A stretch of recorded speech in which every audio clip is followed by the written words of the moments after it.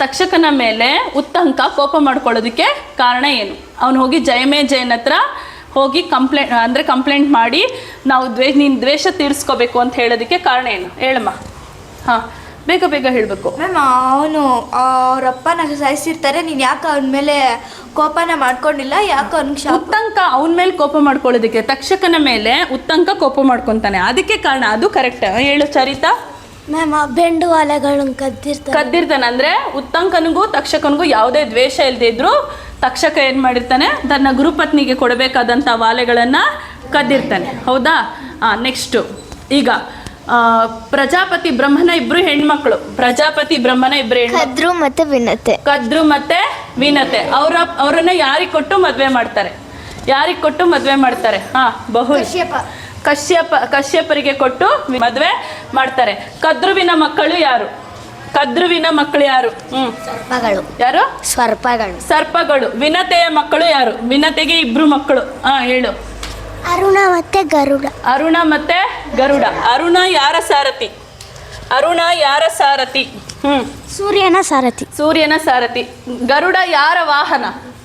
ಗರುಡ ವಿಷ್ಣುವಿನ ವಾಹನ. ಸರಿ. ಮತ್ತೆ ಕದ್ರು ಮತ್ತೆ ವಿನತೆಯರು ಒಂದು ಪಂದ್ಯ, ಯಾವ ಒಂದು ಪ್ರಾಣಿಯ ಮೇಲೆ ಪಂದ್ಯವನ್ನು ಕಟ್ಟುತ್ತಾರೆ? ಅದು ಎಲ್ಲಿ ಹುಟ್ಟುತ್ತೆ? ಈಗ ನೀನು ಕೇಳೋಣ. ಹೇಳು. ಕುದುರೆ ಮೇಲೆ ಕಟ್ತಾರೆ. ಕುದುರೆ ಹೆಸರೇನು? ಯಾರು ಹೇಳ್ತೀರಾ? ಕುದುರೆ ಹೆಸರು ಉಚ್ಚ ಇಷ್ಟವಸ್ತು. ಕದ್ರು ಮಾಡಿದ ತಪ್ಪೇನು? ಕದ್ರು ಒಂದು ತಪ್ಪು ಮಾಡ್ತಾಳೆ. ಹೇಳು ಚರೀಶ್ಮಾ.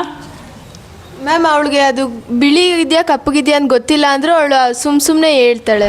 ಅಂದರೆ ಒಂದು ವಿಷಯದ ಬಗ್ಗೆ ತಿಳ್ಕೊಳ್ದೇನೆ, ಅದು ಸಂಪೂರ್ಣವಾಗಿ ಬಿಳಿ ಇದೆಯಾ ಕಪ್ಪಿದ್ಯಾ ಅಂತ ತಿಳ್ಕೊಳ್ದೇನೆ ಅದ್ರ ಬಗ್ಗೆ ಮಾತಾಡ್ತಾಳೆ. ಅದು ತಪ್ಪು, ಕದ್ರು ಮಾಡಿದಂಥ ತಪ್ಪು.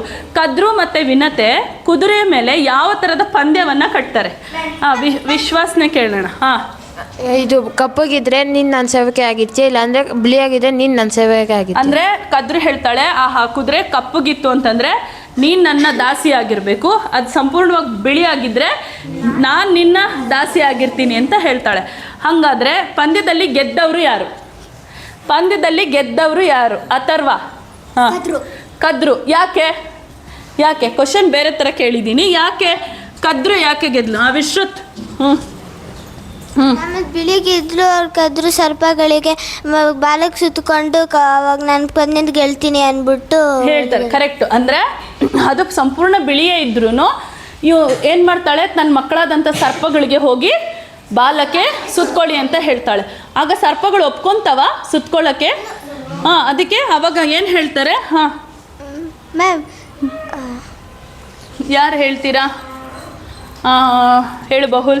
ಇಲ್ಲ, ಅದು ತಪ್ಪು. ಅದು ಆ ಥರ ಮೋಸ ಮಾಡಿ ಗೆಲ್ಲೋದು ತಪ್ಪು.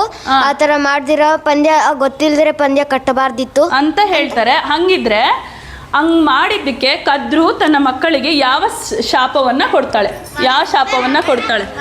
ಹೇಳಮ್ಮ, ನೀನು ಹೇಳಮ್ಮ.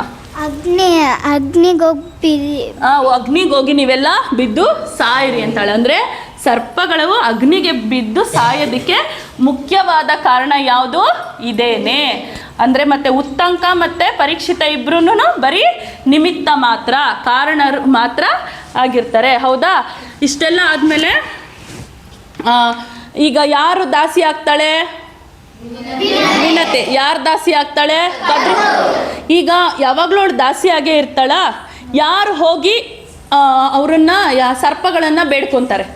ನನ್ನ ತಾಯಿಯ ದಾಸ್ಯವನ್ನು ತೆಗೀರಿ ಅಂತ ಯಾರು ಬೇಡ್ಕೊತಾರೆ? ಋಷಿ ಗರುಡ. ಆಯಿತು, ನಾವು ದಾಸ್ಯವನ್ನು ವಿಮುಕ್ತಗೊಳಿಸ್ಬೇಕು ಅಂದರೆ ಏನು ಮಾಡಬೇಕು ಅಂತ ಸರ್ಪಗಳು ಒಂದು ಡಿಮ್ಯಾಂಡ್ ಮಾಡ್ತವೆ ಗರುಡನಿಗೆ. ಆ ಡಿಮ್ಯಾಂಡ್ ಏನು ಹೇಳು? ಇದು ಇಂದ್ರನ ಹತ್ರ ಇರೋದು ಅಮೃತನ ತಗೊಂಬ. ಒಂದು ಸ್ವಲ್ಪ ಜೋರಾಗಿ ಹೇಳು, ವಾಲ್ಯೂಮ್ ರೈಸ್ ಮಾಡು. ಆ ಇಂದ್ರನ ಹತ್ರ ಇರೋಂಥ ಕರೆಕ್ಟಾಗಿ ಉತ್ತರ ಹೇಳೋದು. ಇಂದ್ರನ ಹತ್ರ ಇರೋಂಥ ಏನು ತರಬೇಕು? ಅಮೃತವನ್ನು ತಂದುಕೊಟ್ರೆ ಏನು ಮಾಡ್ತೀನಿ? ನಿಮ್ಮ ಅಮ್ಮನ ದಾಸ್ಯದಿಂದ ಬಿಡ್ತೀವಿ ಅಂತ ಹೇಳ್ತಾರೆ. ಹೌದಾ? ಆಗ ಗರುಡ ಹೇಗೆ ಹೋಗ್ತಾರೆ? ಆಗ ಏನಾಗುತ್ತೆ ಅಂತ ಯಾರು ಹೇಳ್ತೀರಾ? ಹೇಗೆ ಹೋಗ್ತಾರೆ ಗರುಡ? ಏನಾಗುತ್ತೆ? ಹೇಳಮ್ಮ. ಹೇಳು. ರೆಕ್ಕೆ ಬಿಚ್ಕೊಂಡು ಹೋಗ್ತಾ ಇರ್ತೈತೆ ಮ್ಯಾಮ್. ಅವಾಗ ಪರ್ವತಗಳೆಲ್ಲ ಅಲ್ಲಾಡ್ತವೆ, ಮರಗಳೆಲ್ಲ ಬಿದ್ದೋಗ್ತವೆ. ಮರಗಳೆಲ್ಲ ಬಿದ್ದೋಗ್ತವೆ, ಪರ್ವತಗಳೆಲ್ಲ ಅಲ್ಲಾಡುತ್ತೆ. ಈ ಒಂದು ಪರ್ಫಾರ್ಮೆನ್ಸ್, ಗರುಡನ ಪರ್ಫಾರ್ಮೆನ್ಸನ್ನು ನೋಡಿ ಗರುಡನಿಗೆ ಒಂದು ವರ ಸಿಗುತ್ತೆ. ಆ ವರ ಏನು? ವರ ಅಂದರೆ ಅವನನ್ನ ಯಾರು ಕರೆದು ಏನು ಹೇಳ್ತಾರೆ? ನಿಮಗೆಲ್ಲ ಗೊತ್ತು. ಹಾಂ, ಕರೆಕ್ಟ್ ಹೇಳು. ವಿಷ್ಣು ಕರೆದ್ಬಿಟ್ಟು ಹಾ. ನೀನ್ ನನ್ನ ವಾಹನ ಅಂತ ವರ ಕೊಡ್ತಾನೆ. ಅಷ್ಟೇ, ವಿಷ್ಣು ಕರೆದು ನನ್ನ ಅಂದರೆ ಅಂಥ ದೇವ್ರಿಗೆ ಪರಮಾತ್ಮನಿಗೆ ವಾಹನ ಆಗೋದು ಅಂದರೆ ಅದು ವರನೇ ಅಲ್ವಾ? ವೆರಿ ಗುಡ್, ಸರಿಯಾದ ಉತ್ತರ. ವಿಷ್ಣು ಕರೆದು ಏನು ಮಾಡ್ತಾರೆ? ನೀನು ನನಗೆ ವಾಹನ. ಗರುಡ ತಂದ್ಕೊಟ್ಟಂಥ ಅಮೃತ ಸರ್ಪಗಳ ಹತ್ರನೇ ಇರುತ್ತಾ? ಏನಾಯ್ತು ಅದಕ್ಕೆ ಏನಾಯ್ತಮ್ಮ? ಹಾಂ, ಇಂದ್ರ ಬಂದು ಅದನ್ನ ವಾಪಸ್ ಇಂದ್ರ ಬಂದು ಏನು ಮಾಡ್ತಾನೆ? ಕದ್ಕೊಂಡು ಹೊರ್ಟೋಗ್ತಾನೆ. ಸರಿ, ಇಷ್ಟೆಲ್ಲ ಆಯಿತು. ಈಗ ಜನಮೇಜಯ ಯಾಗವನ್ನು ಶುರು ಮಾಡ್ತಾನೆ. ಶುರು ಮಾಡಿದ್ಮೇಲೆ ಸರ್ಪಗಳೆಲ್ಲ ಒಂದೊಂದೇ ಸರ್ಪದ ಮಂತ್ರವನ್ನು ಹೇಳ್ತಾ ಇರ್ತಾರೆ. ಒಂದೊಂದೇ ಸರ್ಪಗಳು ಬಂದು ಬೀಳ್ತಾ ಇರ್ತವೆ. ಎಂತೆಂಥ ಸರ್ಪಗಳಿರ್ತವೆ? ನಾನು ಹೇಳಿದ್ದೆ ಹೋದ್ವಾರ. ಎಂತೆಂಥ ಸರ್ಪಗಳಿರ್ತವೆ? ಹಾಂ, ಹೇಳಮ್ಮ. ಬಿಳಿದು ಜೋರಾಗಿ ಹೇಳು. ಬಿಳಿದು ಮತ್ತೆ ಮರಿ ನಾಗರಾವು. ಬಿಳಿ ಹಾವಿರುತ್ತೆ, ನೀಲಿ ಹಾವುಗಳಿರುತ್ತೆ, ಕರಿ ಹಾವುಗಳಿರ್ತವೆ, ಮರಿ ನಾಗರಗಳಿರ್ತವೆ, ಕಾರ್ಕೋಟಕ ಸರ್ಪಗಳಿರ್ತವೆ. ಹೌದಾ? ಭೂಮಿಯನ್ನು ಹೊತ್ತಿರೋನು ಯಾರು? ಭೂಮಿಯನ್ನು ಹೊತ್ತಿರುವವರು ಯಾರು? ಆದಿಶೇಷ. ಅವನು ಯಾರ ಮಗ? ಆದಿಶೇಷ ಯಾರು? ಕದ್ರುವಿನ ಮಗ. ಅವನೇ ಮೊದಲನೇವನು, ಅವನೇ ಭೂಮಿಯನ್ನು ಹೊತ್ತಿರುವವನು. ಹೌದಾ? ಆದಿಶೇಷ. ಹೌದಾ? ಅವ್ರಿಗೆ ಎಷ್ಟೊಂದು ಜನ ಮಕ್ಕಳಿರ್ತಾರೆ. ಆದಿಶೇಷ, ಶೇಷ, ಕಾರ್ಕೋಟಕ, ವಾಸುಕಿ, ತಕ್ಷಕ. ವಾಸುಕಿನೇ ಏನಕ್ಕೆ ಉಪಯೋಗಿಸ್ತಾರೆ? ಹೇಳು ಪಾರ್ಥ.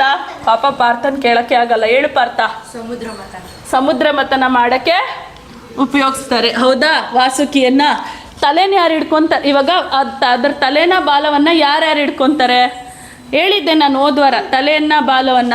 ದೇವತೆ ಅವರು ಮತ್ತೆ ರಾಕ್ಷಸರು. ದೇವತೆಗಳೊಂದ್ ಕಡೆ ಯಾರು? ಜರತ್ಕಾರು ಯಾರು? ಆಲೋಚನಾ. ಹಾ, ಸರ್ಪಗಳ ತಂಗಿ. ಅಂದರೆ ಸರ್ಪಗಳ ತಂಗಿಗೆ ಮದುವೆ ಮಾಡ್ತಾರೆ. ಅವಳನ್ನ ಒಬ್ಬ ಒಳ್ಳೆ ವರನ್ಗೆ ಕೊಟ್ಟು ಮದುವೆ ಮಾಡಿದಾಗ ಜರತ್ಕಾರು ಆಸ್ತಿಕ ಹುಟ್ತಾನೆ. ಆ ಆಸ್ತಿಕ ಬಂದು ಏನು ಮಾಡ್ತಾನೆ? ಕಾಪಾಡ್ತಾನೆ. ಹೌದಾ? ಯಾರನ್ನು ಕಾಪಾಡ್ತಾನೆ? ಬಂದು ಅವನು ಯಾವ ಥರ ಜನಮೇಜಯನನ್ನ ಇಂಪ್ರೆಸ್ ಮಾಡ್ತಾನೆ? ಅದು ಹೇಗೆ ಸಾಧ್ಯ? ನೀನು ಹೇಳಮ್ಮ. ಇರು ಮೈಕೆ. ಮಾಮ, ಅವನು ನೀನು ಅವನು ಸುಂದರವಾಗಿರ್ತಾನೆ, ಅವನು ಸುಲಕ್ಷಣವಾಗಿರ್ತಾನೆ, ಅವನು ಚೆನ್ನಾಗಿ ಹೊಗಳ್ತಾ ಇರ್ತಾನೆ. ಜನಮೇಜಯನನ್ನ, ಅವನ ವಂಶಸ್ಥರನ್ನ ಹೊಗಳಿದಾಗ ಜನಮೇಜಯ ಏನು ಹೇಳ್ತಾನೆ? ಆಸ್ತಿಕನಿಗೆ ಏನು ಹೇಳ್ತಾನೆ? ಹೇಳು ವಿಲಾಸ್. ನಿನಗೆ ಏನು ವರ ಬೇಕು ಹೇಳು ಅಂತ. ನಿಂಗೆ ಏನು ವರ ಬೇಕು ಕೇಳು ಅಂದಾಗ ಅವನು ಏನು ವರ ಕೇಳ್ತಾನೆ? ಹೇಳಮ್ಮ. ಮ್ಯಾಮ್, ಇದನ್ನ ಇಲ್ಲಿಗೆ ನಿಲ್ಲಿಸಿ. ಯಾವುದನ್ನ? ನನ್ನ ಪ್ರಶ್ನೆ ಕೇಳೋದನ್ನ. ಮತ್ತೆ ಇವಾಗ ಸರ್ಪಗಳಿಗೆ ಆಹುತಿ ಮಾಡೋದನ್ನ ಇಲ್ಲಿಗೆ ನಿಲ್ಲಿಸು ಅಂತ ಹೇಳ್ತಾನೆ. ಹೌದಾ? ಆಗ ಅಲ್ಲಿಗೆ ಏನಾಗಬೇಕಾಗುತ್ತೆ? ಸರ್ಪಯಾಗ ನಿಂತೋಗುತ್ತೆ. ಅರ್ಧಕ್ಕರ್ಧ ಸರ್ಪಗಳು ಮಾತ್ರ ಬಿದ್ದಿರ್ತವೆ. ಇನ್ನು ಮಿಕ್ಕಿರುವಂಥ ಎಲ್ಲ ಹಾವುಗಳು ಹಾಗೆ ಇರ್ತವೆ. ಇದನ್ನು ಕೇಳಿದಂಥ ಈ ಕಥೆಯನ್ನು ಯಾರು ಹೇಳ್ತಾ ಇರ್ತಾರೆ? ಹೇಳಿ ನೋಡೋಣ. Very good. ಸೂತ ಪುರಾಣಿಕರು ಹೇಳ್ತಾ ಇರ್ತಾರೆ. ಅದನ್ನು ಕೇಳಿದಂಥ ಆಶ್ರಮವಾಸಿಗಳು, ಹಾಗಾದರೆ ಇದನ್ನೆಲ್ಲ ಕೇಳಿ ನಮ್ಗೆ ತುಂಬ ಒಂಥರ ಇಂಟ್ರೆಸ್ಟಿಂಗ್ ಆಗಿದೆ. ಹಾಗಾದರೆ ನಮಗೆ ಮಹಾಭಾರತದ ಕಥೆ ಬಗ್ಗೆನೂ ತಿಳ್ಕೊಬೇಕು ಅನ್ನೋ ಆಸೆ ಇದೆ ಅಂದಾಗ ಮೊದಲು ಏನು ಮಾಡೋಣ ಅಂತ ಹೇಳ್ತಾರೆ? ಹೇಳು. ನಾರಾಯಣನ ಜಪ ಮಾಡೋಣ, ಆ ನಂತರ ಮಹಾಭಾರತದ ಕಥೆಯನ್ನು ಹೇಳ್ತೀನಿ ಅಂತ ಹೇಳ್ತಾರೆ. ಹೌದಾ? ಇಲ್ಲಿವರೆಗೂ ಹೇಳಿದ್ನಾ? ಇನ್ಯಾವುದಾದ್ರೂ ಕ್ವಶನ್ ಬಿಟ್ಟಿದ್ದೀನಾ? ಎಲ್ಲ ಕೇಳಿದ್ದೀನಾ?